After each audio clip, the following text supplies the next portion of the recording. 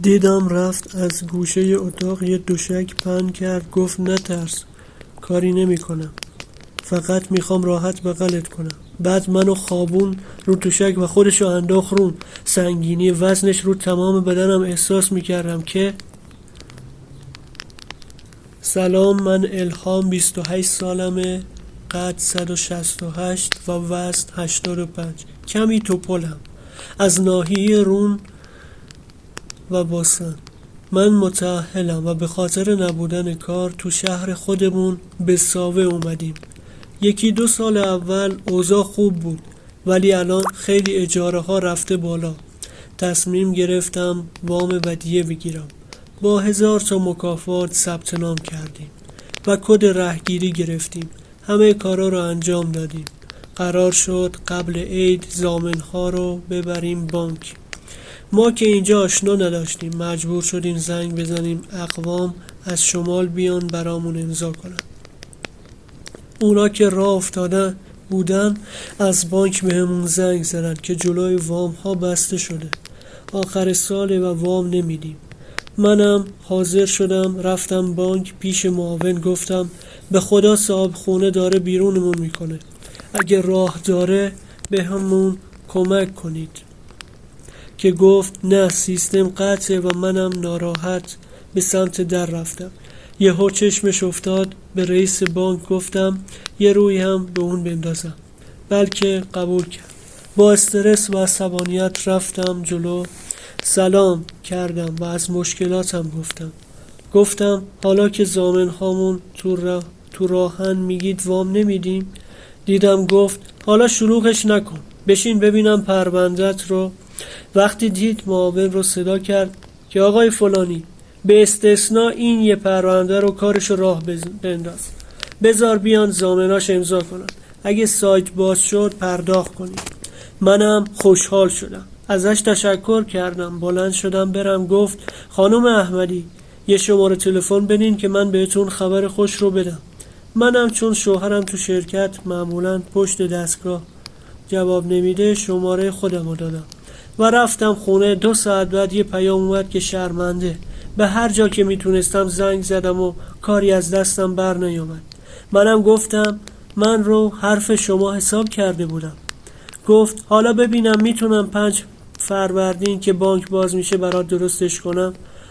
گفت حالا که اومدن بیار امضا کنن که آماده پرداخت بشه. خلاصه گهگاهی پیام میداد و میگفت کاری از دستم بر نمیاد و از این حرفا. گذشت تا تعطیلات تموم شد و ما هم صاحبخونه فشار آورده بود، پول پیش میخواست. به تلفن بانک زنگ زدم، گفتم تا الان چندین بار تلاش کردم ولی اجازه پرداخت نمیدن. فهمیدم که دنبال چی هست. یکم باهاش گرم شدم، بیشتر پی ام میدادم. یه روزی پی ام داد، گفت اگه وام تو پرداخت کنم شیرینی چی میدی؟ منم که خوشحال بودم گفتم هر چی که بخوای. گفت هر چی؟ گفتم آره. گفت قول. گفتم قول. بعد 5 دقیقه وام اومد به حسابم، ازش تشکر کردم. گفت شیرینی من یادت نرفته؟ گفتم نه. همون جوری پی ام میداد تا گفت من اون روز دیدمت ازت خوشم اومد. منم راستشو بخوای بهش وابسته شده بودم. با هم قرار گذاشتیم بریم بیرون دور. دیدم داره از شهر خارج میشه. گفتم کجا؟ گفت سورپرایز، بذار برسیم.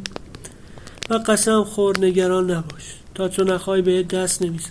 بعد از 3 مسیر طولانی رسیدیم به ورودی باغ. رفت در رو باز کرد، رفتیم داخل. درختها پر از شکوفه بودن و باغها بزرگ بود. پیاده شدیم، درختها رو به معرفی کرد و یه اشاره به اتاق گوشه باغ. گفت میخوای اونجا رو هم ببینی؟ اونم رفت، منم دنبالش رفتم.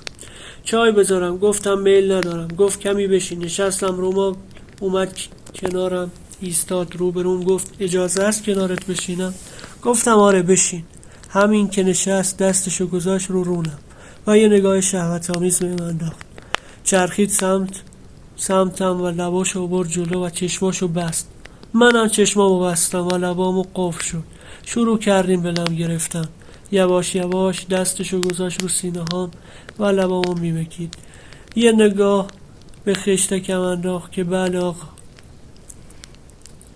چیزش راست شده. داره شلوارو پاره میکنه. بلند شد ایستاد، گفت باشو بیا بغلم. منم بلند شدم، محکم بغلم کرده بود، داشت لبامو میبوسید. دستشو برد سمت باسنم. منم کم کم خیس کرده بودم و دیگه اختیار دست خودم نبود. همون جوری که تو بغلش بودم چیزشو میمالید به هم، سفتیش چیزشو حس میکردم. چون قدش بلند بود و چارشونه، دیدم رفت از گوشه اتاق یه دوشک پهن کرد. گفت نه ترس، کاری نمی کنم، فقط میخوام راحت بغلت کنم. بعد منو خوابون رو دوشک و خودشو انداخت روم. وزنش رو تمام بدنم احساس میکردم. دستشو از زیر مانتو برد سمت سینا. یهو نالم بلند شد، گفت آخ جون و شروع کرد به مک زدن با ولع خوردنشون. منم به خودم میپیچیدم، گفتم میتونم لخت بغلت کنم. گفت نه. شروع کرد به در آوردن لباسام. خودش هم لخت شد و افتاد تو بغلم. دیگه هیچ کدوممون تو حالت طبیعی نبودیم. این کار رو انجام داد و بعد تموم شدن کارش من حس عذاب وجدان داشتم که به شوهر خودم خیانت کردم. دیگه از اون روز به بعد نخواستم ببینمش. بهش گفتم دیگه سمت من نیاد. خیلی ناراحت شده بودم.